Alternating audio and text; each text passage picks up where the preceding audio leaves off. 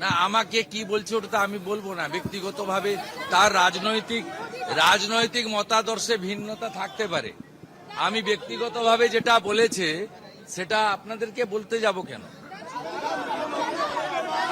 আমি বলছি নাম না করে, তৃণমূলের একাধিক বিধায়ক আমাকে বলেছেন যে আমরা স্বাধীনতা পেলাম, এর মানে যা করার করুন।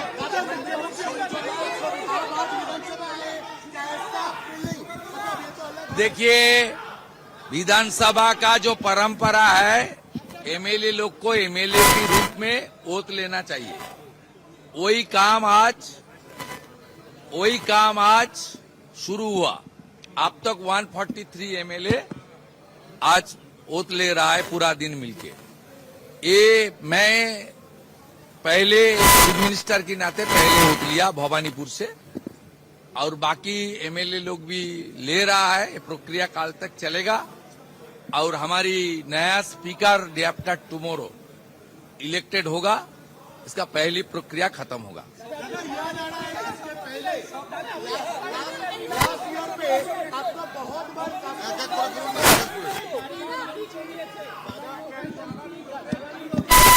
আমি ওয়েলকাম করেছি এবং আমি উনার টুইট দেখার পরে, মানে খবরটা দেখার পরে, আমিও আমার সিকিউরিটি দায়িত্বে থাকা লোকজনকে বলেছি অপ্রয়োজনীয় গাড়ি রাখার প্রয়োজন নেই।